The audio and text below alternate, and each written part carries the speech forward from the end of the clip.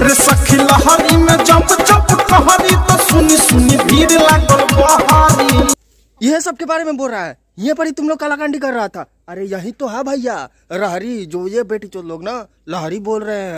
मन नहीं माने हो गई बाटे नासा, गलता रे देह जैसे पानी में बतासा। लागत आवे नासा। अरे खेसारी भैया इतना लीटर भर भर दारू पी लीजिएगा तो नासा काहे नहीं लगेगा। और हाँ जैसे गल रहा है दहिया जैसे गलत बतासा। अरे खेसारी भैया ठीक से, नहीं तो बतासा जैसा अगर गल जाइएगा ना तो फिर साला कढ़ाई में तुमको छान के और फिर से वही बतासा परोस के ना तुमको दुकान में बेचने लगेंगे लोग। जहिया सोटे ना बोलमुआ पलंग रोएला हो, जहिया सोटे ना बोलमुआ पलंग रोएला। तहिया सटे ना बोलमुआ तहिया पलंग रोएला। अरे दादा ई साला चीज सुनला के बाद नु हमरो साला 2 मिनट के रुआई जा गेल। ना यार भाई लोग तनियो के देखला जान कि साला जहिया सटे ना बोलमुआ पलंग रोएला। अरे भोसड़ी वाले भैया जी सबसे पहले एक बात हम तोसे पूछे के चाहतानी कि बता द पलंगिया के साला कहिया से आंख होके लागल बा और भैया कहिया से पलंग रोए लागल बा। और हाँ ना किया जाए तो तुम लोग जो कालाकांडी करते होगे वो तो पलंगिया भी देखता रहता होगा। नहीं यार भाई लोग यही है भोजपुरी और हमारे भोजपुरी के बड़े सुपर स्टार लोगों का बात कहना है भैया। ये लोग तो भैया पलंग का भी आविष्कार कर दिया है, वो भी रोने वाला।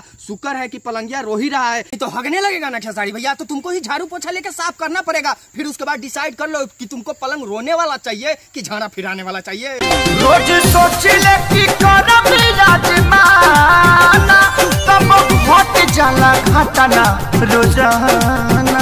हाँ बहुत सही ना, सोचे नहीं रोज की करब आजमाना। अरे भैया जी तुम लोग भी कान से सुने ही थे ना कि हाँ जैया सटते नहीं है बलमुआ जी तैया तो पलंग बेटी चोट रोने लगता है। लेकिन भैया यहाँ पे अब माना भी कर रही है। अरे भैया जी तुम लोग गू का नशा करके फिर गाना लिख के आते हो और फिर उसके बाद गलगलाते हो का। नहीं यार भाई लोग तुम लोग भी सुन ही सकते हो ना कि जैया नहीं सैया जी करते हैं तैया पलंगिया भोसड़ी वाला रोने लगता है। और भैया अब तो 2-4 दिन के लिए माना भी किया जा रहा है। बहुत सही, इस बात पे ताली मारो बे।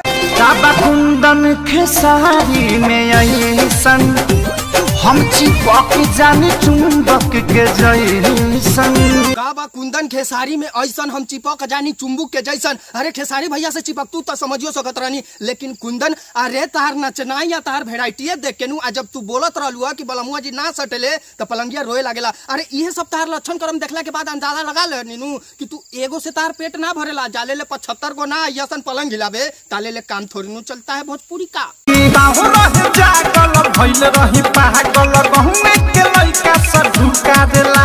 और भैया अभी इस मच्छर के झाट में जितना वर्णन करे ना भैया उतना ज्यादा कम है कि ये भोसड़ी वाला जब तक ऐसा 56 छोरी वाला गाना नहीं गाता है ना तब तक तो इसका खुराक नहीं भरता है। नहीं यार भाई लोग तुम लोग भी देख लो जो सरा है जाग गाँव का लड़का ढूका। अरे का नहीं क्या करना चाहते हो तुम लोग, कैसा गाना बनाना चाहते हो? अरे बिहार को ऊपर लेके जाना चाहते हो कि नीचे लेके आना चाहते हो, या सब किसी को हमारे ये खेतबा जो है इसके पीछे बैठ के हिलवाना चाहते हो? सबसे पहले इसका बता दो। लहरी में जब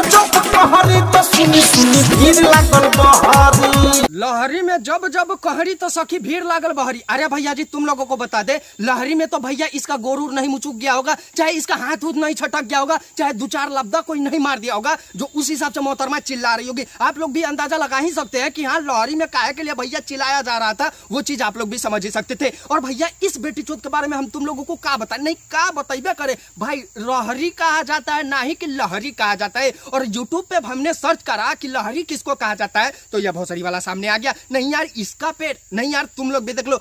और भैया रहर को बाहर में जाओगे ना तो अरहर भी कहा जाता है, लेकिन इस बेटी चौथ के मुंह से हम सुने ना पहली बार कि लहरी भी कहा जाता है। बहुत सही भोसड़ी वाले। और सबसे पहले बताओ कि किस हिसाब से रहरी का खेत लगता है? नहीं यार तुम लोग भी देखो देखो भोजपुरी में कितना ज्यादा पागल और चुतिया लोगों को बनाया जाता है। लहरी का खेत है भाई।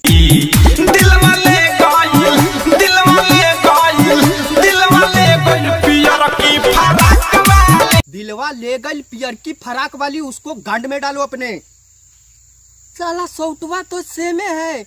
पहले ये बताओ हमारा सौटवा काहे के लिए चुरा के अपने वीडियो में यूज किया? नहीं यार भाई लोग तुम लोगों भी देख लो, हम सबूत भी दिखा दिया। अब देश भोसड़ी वाला मेरा शॉट चुरा के अपने वीडियो में यूज किया करता है। नहीं यार तुम लोग भी देख लो। और दिलवा ले रही है ना इसका पियर की फराक वाली।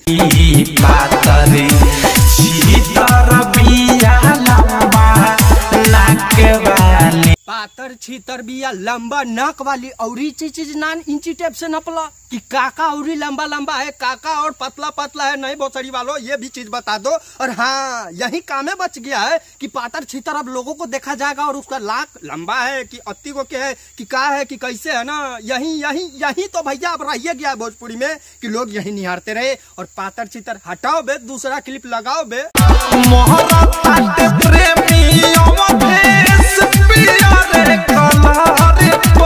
मरत आटे प्रेमी अवधेश पियरे कलर पर। तब तो अवधेश भैया आप गुह भी खाते होंगे। अरे ये हम नहीं आप ही ना बोल रहे हैं। आप पियर कलर पे बहुत ज्यादा मरते हैं। तो कभी सुबह में गए हैं नीचे निहुर कर देखे हैं कि हाँ वो कैसा चीज होता है। तो अवधेश भैया कहिया कहिया खाते हैं उसका भी वीडियो बनाते हैं तो जरूर पब्लिश कीजिए तभी ना हम लोग भी फिर से रोस्ट करके जाते हैं। तो बस मेरे भाई लोग आज के लिए इतना ही उम्मीद करते हैं ये छोटी सी वीडियो आप लोगों को अच्छा लगा हो। तो बाय नमस्ते मिलते हैं हम लोग फिर अगले वीडियो में।